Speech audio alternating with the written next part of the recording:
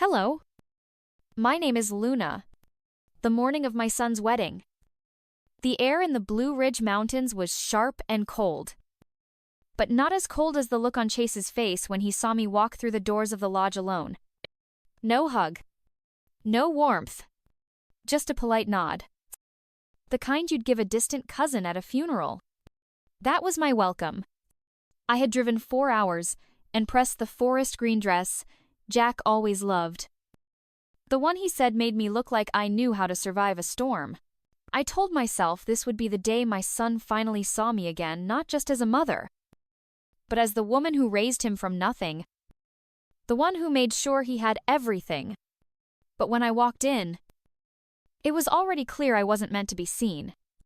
The venue was beautiful in a curated, expensive kind of way. Floor-to-ceiling windows looked out over golden leaves and mist rising from the hills. Inside, everything was soft lighting. Wildflowers. People smiling in clusters. None of those people were mine.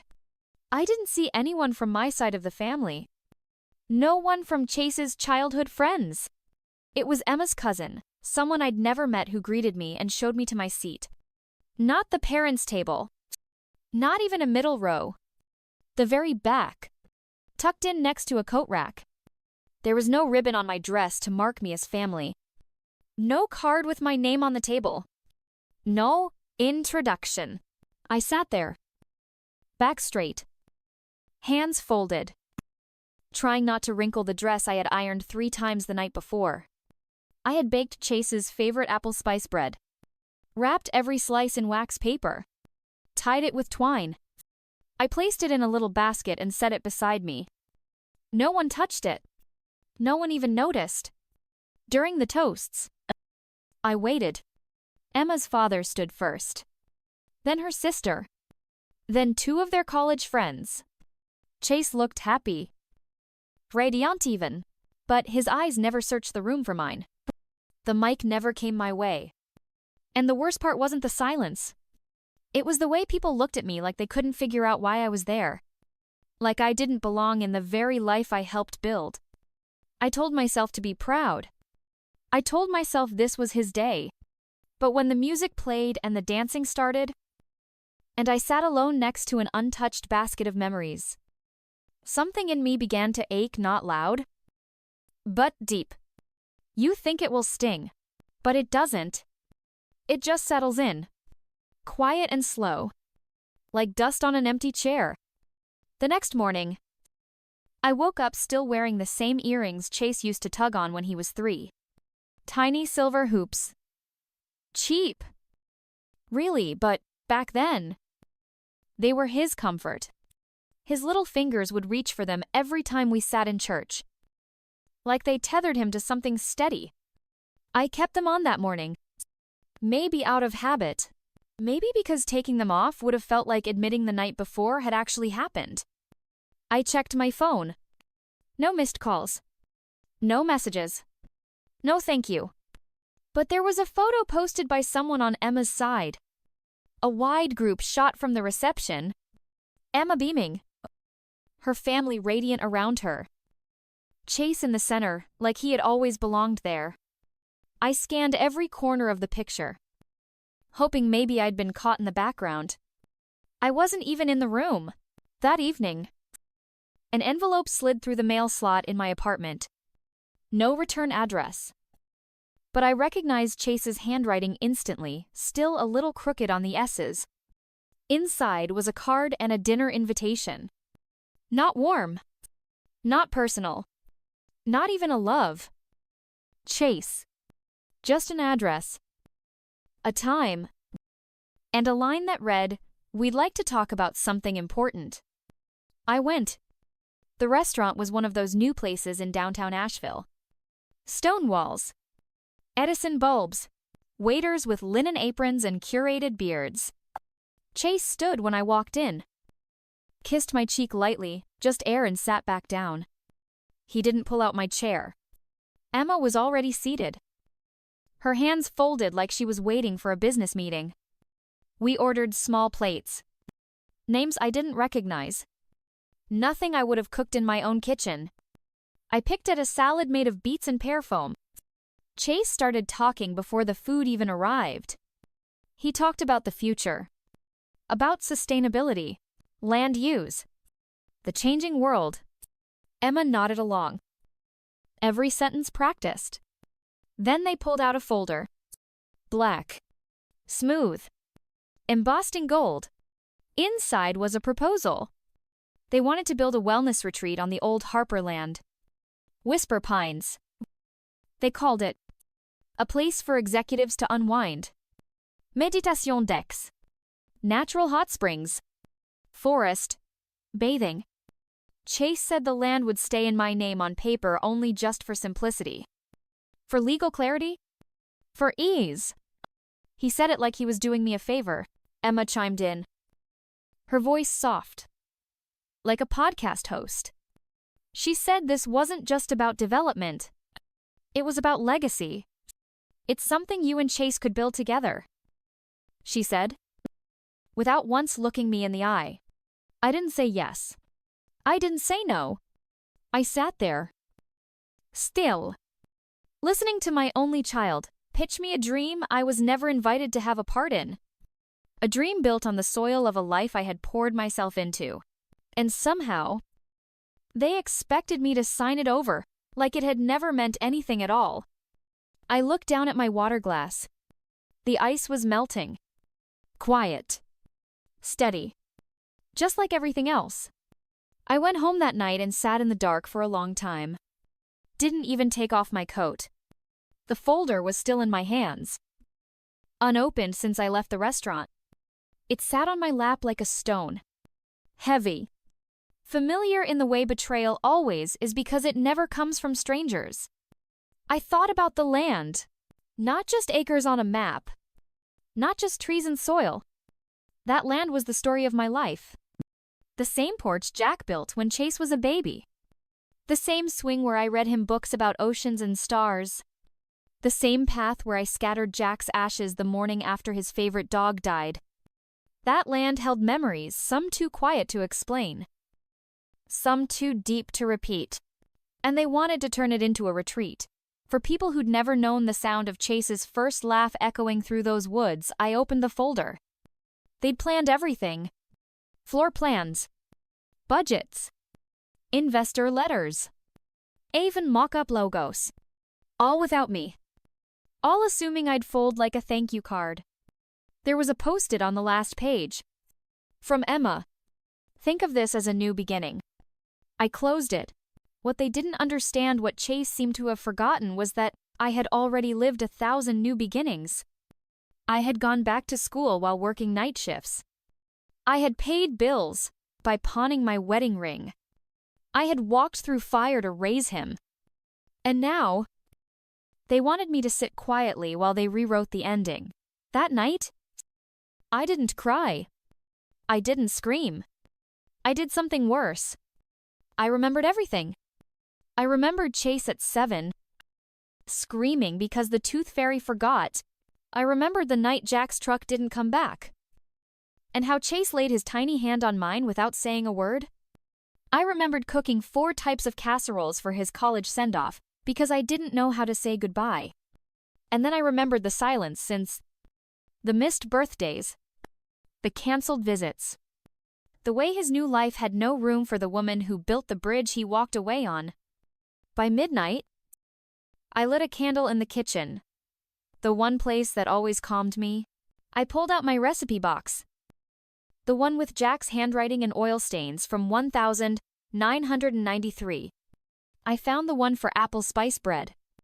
I baked it from memory. Not the card. Let the smell fill the apartment. Let it remind me that I still had something that was mine. When it was done, I didn't eat it. I wrapped it in wax paper, tied it with twine, and placed it in a basket by the door. But this time, it wasn't for them. It was for me. The next morning, I drove out to the land. It had been overgrown in places. The gate still creaked the same way it had since Jack put it up in '94. Always a little crooked. Always a little stubborn like him. I parked by the old magnolia tree. The one that bloomed too early every year and dropped its petals like soft warnings. The sun hadn't risen all the way yet, and the dew was still fresh on the grass. I stood there for a long time, not thinking, just feeling. The wind had that hush to it, the kind that always made me believe the land was listening. And maybe, just maybe, it was waiting for me.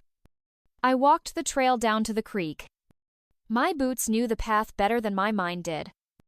Every turn, every worn rock, every spot where Chase used to yell "wait up" when his legs were still learning how to chase butterflies. I reached the flat spot where Jack used to sit and whittle sticks into shapes for no reason at all. I sat there now, and it was like the silence pulled up a chair beside me. That's when I decided. I wasn't going to sell.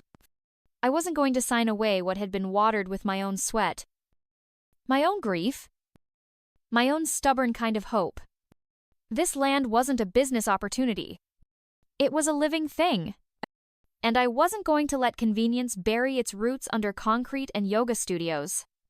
That same afternoon, I called a woman named Gloria Jenkins. She ran a local co-op that helped women, farmers, and single mothers grow sustainable gardens. I told her about the land. I told her I had an idea. She listened. Then got quiet. Then said, "Luna, I think this could matter." We met the next day with 3 other women. By the end of the week, we had a plan. No luxury spas. No glass cottages. Just soil. And seeds. And stories. I called it the Hollow Table, a place where women could come plant, heal, cook, and remember who they are. We cleared paths, put up small greenhouses, started a community fund. Word spread. Not because we advertised, but because the work was honest. And these days, honesty travels further than money ever could. Chase found out through an article in a small local paper. He didn't call, but Emma sent a note. It was short. Just one sentence. "I hope you find what you're looking for." And for the first time in a long time, I smiled without bitterness. Because maybe I already had. One crisp Saturday morning, as the fog still clung to the ground like a wool blanket, I stood by the new garden beds with soil on my hands and sun on my shoulders. It had been 6 months since I said no to that contract. 6 months since I stopped waiting for someone else's permission to live fully. And the Hollow Table. It had grown into something I never could have scripted. We had women driving in from 3 counties over teachers, widows, single moms, veterans. They came with nothing but stories and left with baskets of herbs, jars of jam, and something even harder to hold, a little more of themselves. One of them was a young girl named Harper. She reminded me of Chase at 12, full of questions and untamed energy. Her mom, Michelle, had just left an abusive marriage and was rebuilding life from scratch. One afternoon, I found Harper sitting by the creek, trying to braid grass into a bracelet. She looked up and asked, "Miss Luna, do you think plants get sad when no one talks to them?" I knelt beside her, brushing a leaf from her forehead. "No," I said. "I think they wait. And when someone finally does talk, they remember how to grow." It was a strange thing, this patch of land becoming a sanctuary not just for plants, but for people. And in nurturing it, I found myself healing in ways I didn't know I still needed. Every time I pulled weeds, it felt like yanking grief from the roots. Every time I watered a sprout, I felt like I was forgiving something, maybe the years I lost, maybe myself. Then, one day, Chase showed up. I was in the kitchen cabin making pear preserves when I heard his voice behind me. "You always made that too sweet." I turned. There he was, taller, tired, older than the boy I remembered, but with the same unsure eyes. I read about it. He said, I had no idea. We didn't cry. We didn't hug. We just sat at the wooden table where I'd written my first journal entry about this place. He picked at a loose thread in the tablecloth and said, I thought I was doing the right thing. Giving you comfort? A new chapter. I looked at him and answered gently, You were giving me silence. That hit. But then he nodded. I'm sorry. And that was enough. Because sometimes healing doesn't come in grand gestures, but in quiet acknowledgments. He stayed for lunch, met the women, walked the trail, and as he left, he turned and said, If you ever want help building that second greenhouse. I smiled. Because some bridges don't need rebuilding. They just need someone to walk across them again. Weeks passed, and the seasons began to shift. The days grew longer. The soil warmer. At the hollow table, everything was in bloom, not just the tomatoes and marigolds, but the people. The laughter came easier now. Women who once avoided eye contact now shared stories over sun, tea, and dirt-streaked gloves. We were building something that couldn't be bought or sold. Something rooted. Sacred. One afternoon, I was walking the rows of newly planted squash when I heard the crunch of footsteps behind me. It was Emma. I hadn't seen her since that last email. And even then, it had felt more like a closing of a door than the opening of one. She looked unsure, her designer boots sinking slightly in the soft dirt, her sunglasses hanging from a manicured finger. But there was something different in her eyes. Less sharp. More searching. I was nearby, she said. And I guess I just wanted to see it. I nodded, motioning for her to follow. We walked in silence past the berry patch, the compost station, the picnic area, where Harper once braided clover into everyone's hair. Finally, she asked, Why didn't you just take the offer? Luna, you could have retired. Bought something on the coast. I paused, then said, Because I didn't need a new view. I needed to see this one differently. She looked down, kicked at a stone, and then, almost in a whisper, I was wrong about what you needed. I didn't say anything. I didn't have to. She wandered for a bit, touching the tops of the lavender, letting the scent cling to her palms. Before leaving, she turned to me and said, This place, it's not just yours. It's everyone's, isn't it? I nodded. That's the point. That night, I sat on the porch with a cup of warm cider, watching the stars blink into place. I thought about the versions of myself I had shed to get here. The woman who once begged to be seen, the woman who stayed quiet to avoid conflict, the woman who believed grief meant something was broken in her. I had been all of them, but not anymore. Now, I was just Luna, the one who turned loss into land, silence into sanctuary, and pain into planting. Maybe not everyone gets that kind of second chance, but I believe we all get the whisper the moment when everything slows down and asks, Are you really living? Or just surviving? That whisper saved me. And maybe, just maybe, the hollow table would help it reach someone else. The sun was beginning to set, casting golden streaks across the wooden beams of the porch. I sat with my journal, and the same one I'd carried from the day this journey began. Pages torn, ink smudged by both rain and tears. But every word was mine. Real. Earned. That night, I wrote something I hadn't dared to say aloud before. Maybe I was never broken. Maybe I was just buried. And as I scribbled the final words, I realized that this place, this life, this messy, imperfect resurrection, it had become the answer to a question I didn't know I was asking. A few weeks later, We held our first community harvest dinner. Nothing fancy folding tables, string lights, mismatched plates, but it was beautiful. Kids chased fireflies. A local folk duo played under the big oak. Laughter rolled through the fields like wind, and every single dish on that table came from the soil we'd all tended together. Harper read a poem she wrote. Michelle brought fresh bread, still warm from the oven. Even Emma returned. This time without the heels, just a sundress and a mason jar of lemonade. And Chase. He manned the grill, flipping burgers like it was the most natural thing in the world.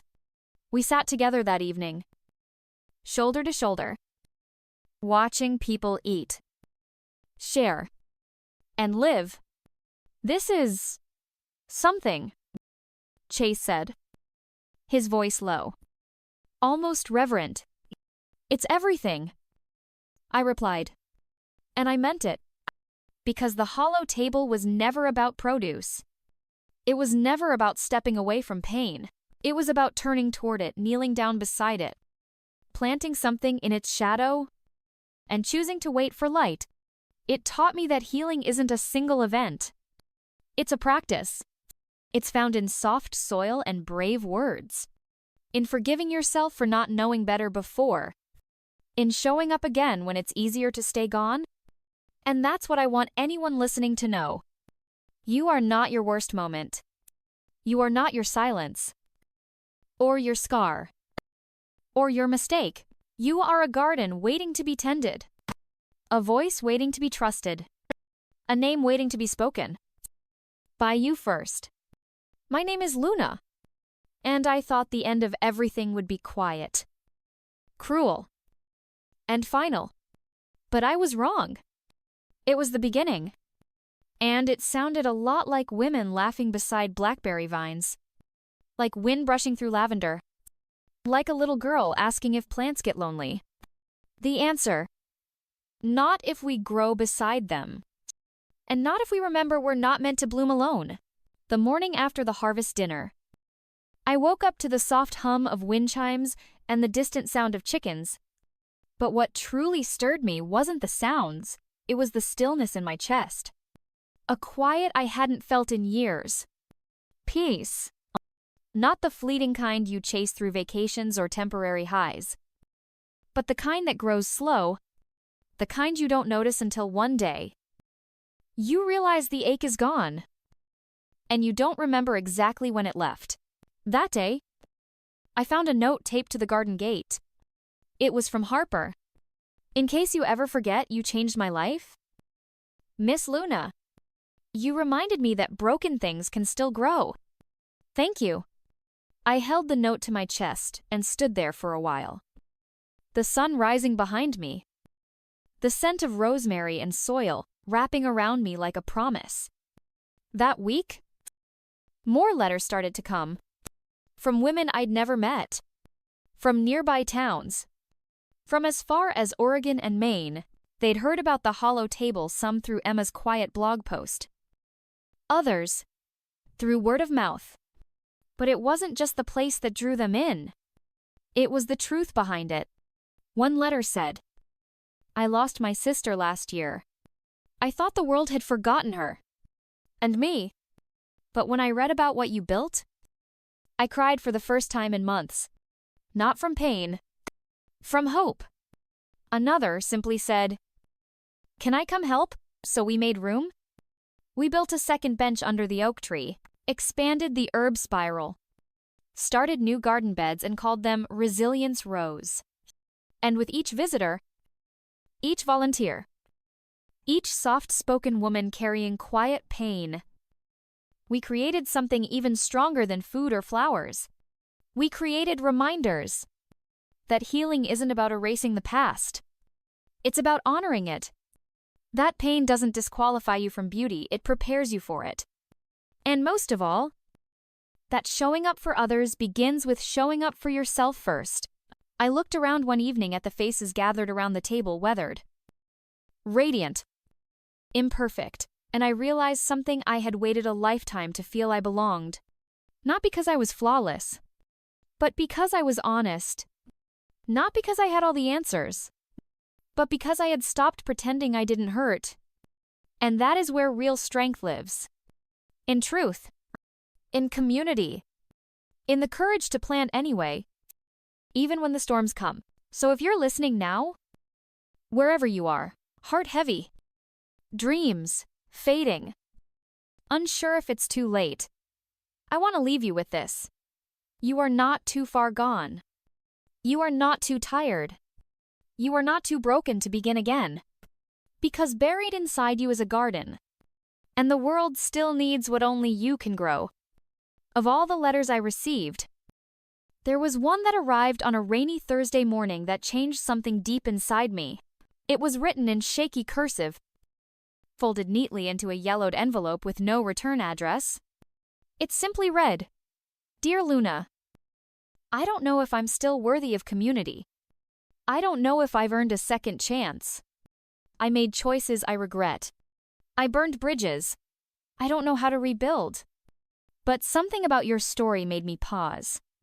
If there's still space at the table for someone like me, I'd like to come." There was no name. Just initials D. S.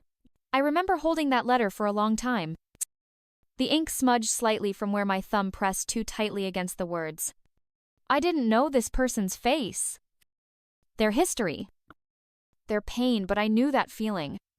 The ache of disqualification, of exile from your own life. And in that moment, I decided that the hollow table wouldn't just be a space of healing for the forgotten. It would be a sanctuary for the ashamed. So I wrote back, "Dear D. S. There is no gate here, no door that needs knocking. If you bring your truth, that is enough. Come. We saved you a seat." A week later, a man appeared just after sunrise. Older, weathered. He carried nothing but a backpack and a tin of seeds. He didn't speak much at first. He just knelt beside the compost bin and worked silently. Side by side with me, it wasn't until twilight, when the candles were lit, that he finally looked up and said, "Do you think people like us can really change?" I didn't answer right away.